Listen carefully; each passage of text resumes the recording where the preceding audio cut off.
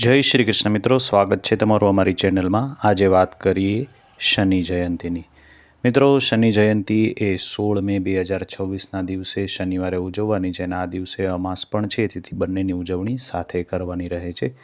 શનિ જયંતી પર શનિદેવને પ્રસન્ન કરવા માટે અથવા તો સાડાસાતીની જે પનોતી છે તે દૂર કરવા, કષ્ટોથી મુક્તિ પામવા માટે સરસવનું તેલ અને અડદનું દાન કરવામાં આવે છે। સાથે સાથે કાળા તલ અને નીલા ફૂલ પણ આપણે અર્પણ કરી શકીએ છીએ। સાંજના સમયે પીપળાના વૃક્ષ નીચે દીવો પ્રગટાવી જરૂરિયાતમંદ લોકોને કાળા કપડાં અને અડદની દાળનું દાન અવશ્ય કરવું જોઈએ। મિત્રો, શનિ જયંતી પર કઈ રીતે પૂજા કરવી અને શું કરવું તેનો ઉપાય હું તમને આ વિડીયો દ્વારા સમજાવું છું, તો વિડીયોમાં અંત સુધી જોડાયેલા રહેવા વિનંતી છે। શનિ પૂજાની વિધિ સમજીએ।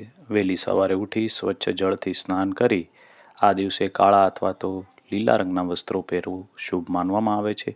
ત્યાર પછી તેલ અને તલનો અભિષેક કરવાનો રહે છે। શનિદેવની પ્રતિમા પર સરસવના તેલમાં થોડા કાળા તલ અને થોડાક અડદ મિશ્રિત કરી તેને અર્પણ કરવા જોઈએ। સાથે સાથે પુષ્પ અને ભોગ લગાવવાનો છે। શનિદેવને નીલા રંગના ફૂલ જેવા કે અપરાજિતાના ફૂલ છે, તલ અડદના દાળથી બની ખીચડીનો ભોગ લગાવવો જોઈએ। સાથે સાથે મંત્ર જાપ 108 વાર પણ કરવાનો છે, જે આ રીતે છે: ઓમ શમ શનીશ્વરાય નમઃ। આ મંત્રનો આપણે જાપ કરવાનો રહે છે।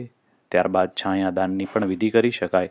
એક કાંસાની કટોરીમાં સરસવનું તેલ લઈ તેમાં પોતાનો ચહેરો જોઈ એક સિક્કો નાખી જરૂરિયાતમંદ અથવા તો શનિ મંદિરમાં આ તેલનું આપણે દાન કરવું જોઈએ।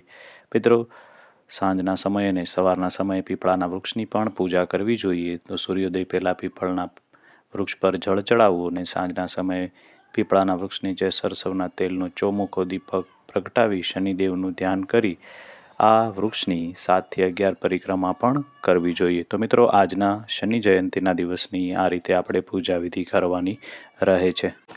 મિત્રો, શનિદેવ એ કર્મો અનુસાર ફળ આપે છે, તેથી પોતાની ક્ષમતા અનુસાર નિમ્ન વસ્તુઓનું ગરીબોને દાન આપણે કરી શકીએ, જેમાં કાળા વસ્ત્ર છે, તલ અડદની દાળ, તાંબાના વાસણ છે, અથવા તો લોખંડની પણ આપણે દાન કરી શકીએ। કાળા બૂટ અથવા ચપ્પલનું પણ આજના દિવસે દાન કરી શકીએ। સાથે સાથે નજીકના શનિ મંદિરે જઈ આજના દિવસે પૂજા કરી દર્શન કરવા જોઈએ, જે પણ વિશેષ ફળ આપનારું બને છે। મિત્રો, શનિ જયંતીના પાવન અવસર પર શનિદેવની જન્મકથા એટલે કે વ્રતકથાના પાઠ કરવાથી સાધક પર શનિદેવની વિશેષ કૃપા પ્રાપ્ત થાય છે, જે જીવનના તમામ કષ્ટોને દૂર કરે છે। પૌરાણિક કથા મુજબ શનિદેવને કર્મ ફળદાતા અને ન્યાયના દેવતા પણ માનવામાં આવે છે। તો આવો સાંભળીએ શનિ જયંતીની પૌરાણિક કથા। પૌરાણિક ગ્રંથ અનુસાર શનિદેવના વિવાહ પ્રજાપતિ દક્ષની પુત્રી સંજ્ઞાથી થયા હતા। સૂર્યદેવના તેજ અત્યંત પ્રચંડ હતું, જેને કારણે સંજ્ઞા આ તેજ સહન કરતી ન હતી। થોડા સમય બાદ તેને 3 દીકરાઓ થયા: વેદવસ્તુ, મનુ, યમરાજ અને યમુના। ત્યારબાદ માતા છાયાનું આગમન થયું। સૂર્યદેવના તેજથી પરેશાન થઈને સંજ્ઞા પોતાની તપસ્યાના બળ પર પોતાની હમશકલ એટલે કે પોતાની છાયા સવર્ણાને ઉત્પન્ન કરી અને પોતે પોતાના પિતાના ઘરે ચાલી ગઈ। છાયા સૂર્યદેવની પાસે રહેવા લાગી। છાયાને સૂર્યદેવની આજ્ઞાનું પાલન કરતા પ્રતિવતા ધર્મના પૂર્ણ રૂપ સાથે નિર્વહન કર્યું। થોડા સમય પશ્ચાત એટલે કે થોડા સમય બાદ છાયાના ગર્ભથી 2 પુત્રના જન્મ થયા, જેમાં એક સાવરણી મનુ અને બીજો શનિદેવ થા। યમરાજ અને છાયાનો પ્રસંગ આપણે સાંભળીએ તો છાયા પોતાના પુત્ર શનિદેવને અત્યાધિક સ્નેહ કરતી હતી। એક સમયે રમતા યમરાજને ભૂલથી માતા છાયાની સામે પોતાનો પેર એટલે કે પગ ઉઠાવી દીધો। આનાથી ક્રોધિત થઈ માતા છાયાએ યમરાજને શાપ આપ્યો કે એનો એક પેર નષ્ટ થઈ જાય। ભયભીત થઈ યમરાજે આ વાત સૂર્યદેવને કીધી।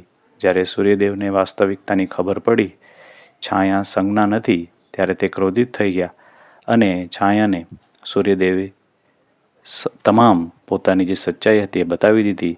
માતા છાયા દ્વારા યમરાજને કોઈ શાપ આપ્યો અને પિતા સૂર્યદેવ આ વ્યવહારથી આહત થઈને શનિદેવને શિવજીની કઠોર તપસ્યા કરી અને શનિદેવને ન્યાયાધીશનું પદ પ્રાપ્ત થયું। શનિદેવની આ કઠોર તપસ્યાથી ભગવાન શિવ અત્યંત પ્રસન્ન થયા અને શિવજીએ શનિદેવને વરદાન આપ્યું કે તમે તમામ લોકોના ન્યાયાધીશ અને કર્મફળ દાતા દેવતા થશો। અને એને અધિકાર પ્રાપ્ત થયો કે મનુષ્ય, દેવતા, અસુરો અને પોતાના કર્મ અનુસાર ફળ પ્રદાન કરવું। આ જ કારણથી શનિદેવને ન્યાયના દેવતા કહેવામાં આવે છે. અને જે કોઈ વ્યક્તિ સાચા મનથી શનિ જયંતિના દિવસે વ્રત રાખી તેની કથા સાંભળે છે, તેની પૂજા કરે છે, તેને શનિદોષ, તેની સાડાસાતીમાંથી રાહત મળે છે, તેના તમામ કષ્ટો દૂર થાય છે. આજના દિવસે શનિદેવનો મૂળ મંત્ર ઓમ શમ શનીશ્વરાય નમઃનો પણ આપણે જાપ કરીએ છીએ અને વિધિવત શનિદેવની પૂજા આરતી કરવામાં આવે છે. તો મિત્રો, આ હતી શનિદેવની આજના દિવસે સાંભળવામાં આવતી વ્રતકથા જે પુરાણોમાં આપેલી છે. તો મિત્રો, આ વિડીયોને આપણે અહીંયા પૂર્ણ કરીએ છીએ. આજનો આ વિડીયો આપને કેવો લાગ્યો એ જરૂરથી કોમેન્ટમાં અમને લખીને કહેજો. આપ સૌને શનિ જયંતિની હાર્દિક શુભકામના સાથે અમારી ચેનલના જય શનિદેવ, ઓમ નમઃ શિવાય, રાધે રાધે.